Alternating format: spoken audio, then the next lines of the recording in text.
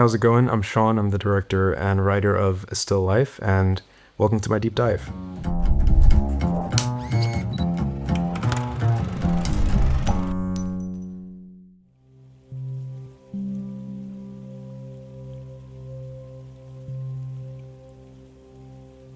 A Still Life is a coming-of-age story about two cousins who are living together and kind of figuring out what they're going to do with their lives after graduation. It's about their relationship, really, and how they handle the whole situation differently. Yeah, that's the easy explanation of the film, because there's so many different aspects to it, but let's get right into it. One thing people don't really know is the initial script of the film was written for male cousins, like male leads, and we had like a few female supporting roles. So we put out the casting calls and we started getting these submissions, and two of those submissions really stood out to us, which were Shani's entry and Chimka's entry. And when we saw them, we were like, these guys have so much potential. We didn't want to just relegate them to supporting roles, so we just started joking about it at first. Like, imagine we rewrite the film for female leads, and then my producer FK and Alan, the cinematographer, were like, yo, maybe we should actually do it. And it ended up being one of the best decisions we ever made. Can you guys look in my camera and just smile? Welcome to your daily meditation for depression and anxiety. The goal of this exercise is to So the film sort of opens with this meditation and this strange, like abstract experimental footage of the ladies getting ready, putting on these face masks, and those shots, they weren't even part of the initial coverage that we wanted. We just saw them getting ready behind the scenes, and we're like, hey, let's go capture that. So it ended up working. exhale through your mouth. It's one of my favorite shots in the film. This two-shot, it's such a simple shot, but there's so much going on in the background, all this like set design and the posters and magazine cutouts, which are part of the story. Like everything that we put on the wall, every piece of set design was intentional. A lot of the photography on the wall is of like moving objects in still motion, from a magazine called Stopping Time. And this thing where like Shani was struggling with the cucumbers in her eyes was not scripted, but it worked out so perfectly. And the timing of those cucumbers falling down was like, it was beautiful to see that in the edit. Tomorrow's time. So another big part of this film was there was a lot of like digital scenes, I guess, that take place on the internet or on a computer screen, and we're like, how can we show that in a really interesting way that we both have the freedom and creativity to play around with it and be subjective with it, but it's really clear that we're looking at a screen.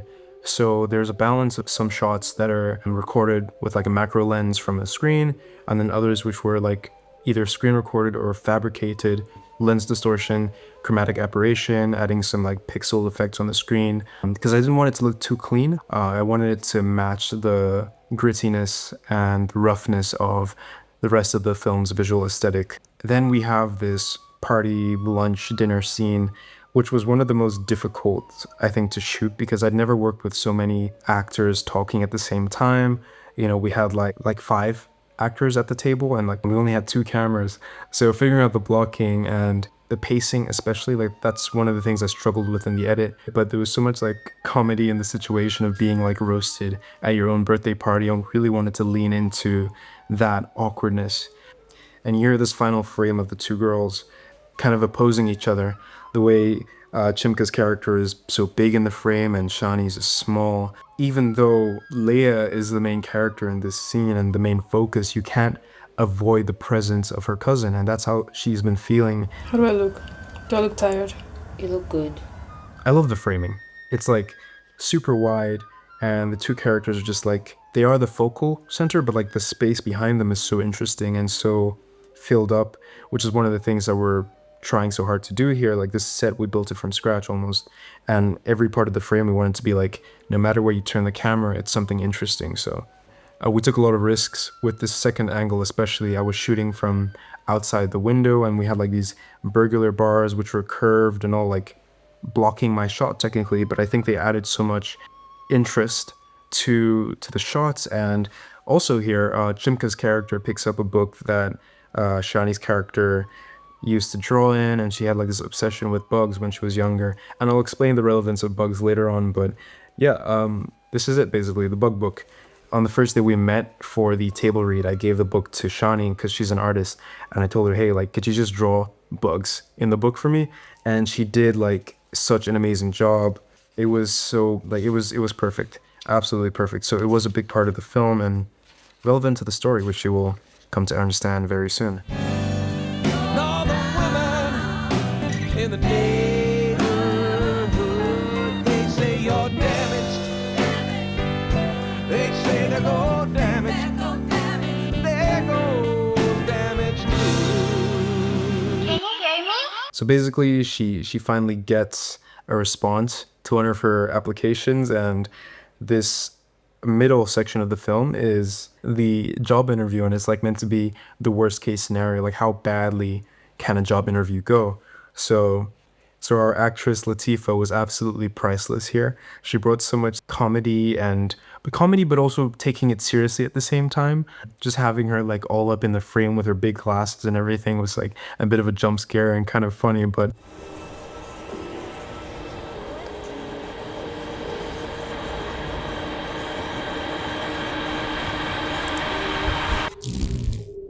this sequence was meant to be like one long anxiety attack, so it's getting increasingly faster and stranger with the cuts. There begins to be this sound effect going on in this film that gets louder and louder, of a wasp buzzing.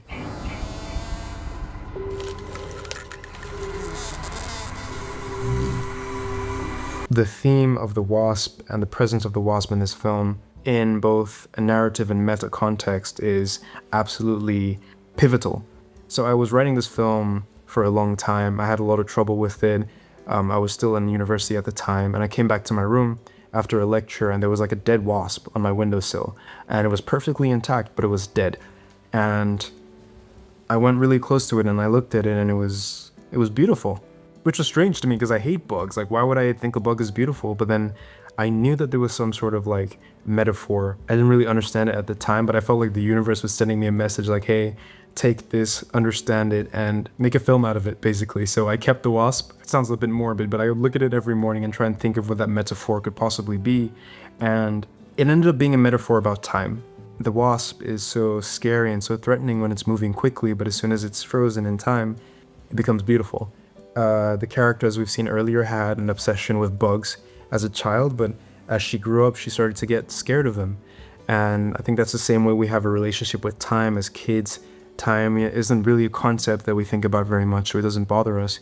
But as we start to grow up, it becomes this menacing threat in our lives. So the same way she started to get scared of insects, so... Are you still there?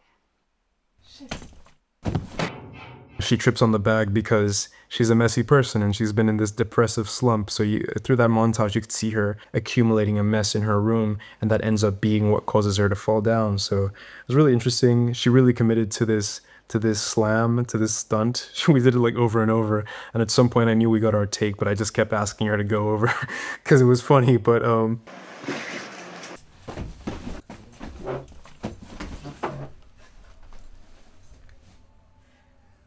Alright, courts, we're good.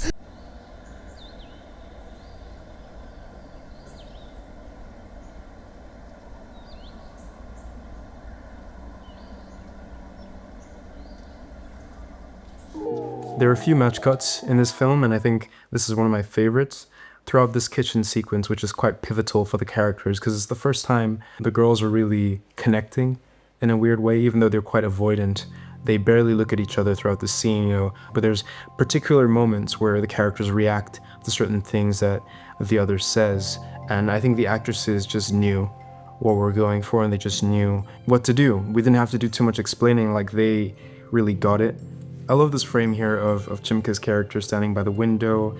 99% of the lighting in this film is either natural or practical, partly because we didn't have lights and partly because it's just the look we're going for the film.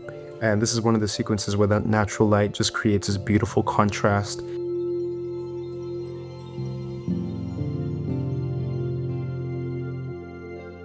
So this sequence is really interesting. She pauses the microwave and time slows down, time freezes. I always felt like time slows down when you're microwaving food. When you pay attention, time slows down. And initially this sequence was going to be a lot larger in scale, like getting like 10 or 15 extras to just be around and be frozen, which would have been beautiful, but really expensive to shoot. we didn't have time or we didn't have money, so we just simplified it. We have like a mixture of some slow motion shots, some still images, and some shots where I just asked my friend to like slow down for the shot and pretend like they're frozen in time. This particular shot here, I was on a skateboard holding a tripod and Alan was pushing me along because we didn't have a dolly, so like how can we possibly do it? I'm not a VFX guy, so this was like challenging but really fun to do. I wanted to have like these leaves frozen in space. I got a bunch of leaves from the backyard and was shooting at a really high shutter speed. It was like 60 FPS, but like really high shutter speed, maybe like 1,000th of a second. And because of that, I was able to then get still frames from the image and mask out the leaves and still add in some camera movement and mask it with a regular video of grass moving, so it kind of like sells the effect a lot. For once, you are exactly where you need to be. Now this is really interesting. We go back into Leah's room and there are all these objects suspended around her, and we wanted to do it practically again. I didn't know how to do it in VFX. We made this mesh, like a web of fishing line close to the ceiling of the room, and then we hung different objects at different heights around the room. So it was a really cool set to be on. One difficulty of shooting that sequence was that if anyone bumped like a single line in our little web, like everything would shake for like 5 minutes. And Alan, the DP, is like a tall guy, so he'd be like hunched in the set and like stand up, and he's like, oh damn it, and everything is just like going around. But it was really beautiful. And what happens here is the main character in that stillness rediscovers the wasp. She finds the wasp in front of her and she wants to kill it, but because she's had this growth, she has that realization like, oh, this thing is beautiful, this thing is precious, in the same way that I did. So that's what that moment was. The film is black and white for a few reasons. The first reason is that we shot it on a Panasonic GX85, this little guy over here, and a Canon M50, which are cameras in like similar budget ranges, but they're very different in their footage, especially because the Canon was shooting on like this weird fake log profile. So there was absolutely no color information there for us to pull out. And in the edit, I was initially trying to make it work, but there was no consistency between the shots. It was really hard to match the footage. And a lot of the footage was really grainy because we were using natural lights and the cameras have tiny sensors, so we're really pushing the images and it started to fall apart. I experimented with black and white and it felt right. Going with color was fighting against the images that we captured. Like, you cannot be, especially at this budget range, you cannot be overly attached to what you had in your head.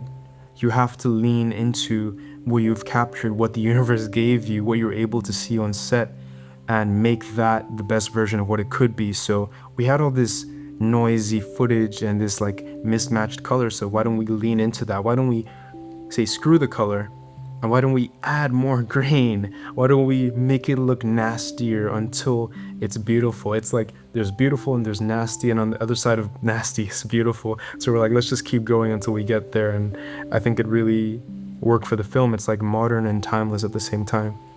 My favorite part of the whole process, I think, was the iteration of the script, because there is such a big difference between the first draft and the final draft. I think we had about like 10 or 11 drafts of the film, and that's because our little group of filmmakers, we are so open to feedback. Like every draft I would send it to my team, to my collaborators, and like, what do you think? How can we make this thing better? Especially when we had to rewrite it for ladies. That was a beautiful experience, and it felt really good having people around me that I could just really trust with their feedback and with their opinions. We shot it in 2 days.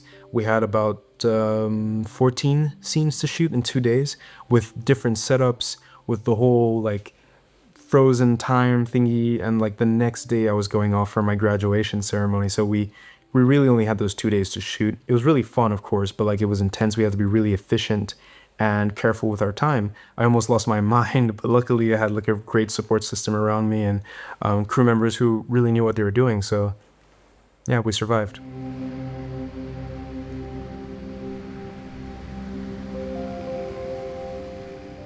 And this final look that the ladies share with each other, how the film ends, we don't tell you everything that's happened. There's been a passage of time. You don't know everything that has changed or what the characters have been doing, but you can tell There's a sort of like maturity and pride that the characters have now, and you can see the way the ladies look at each other here is like so pure and so like good job.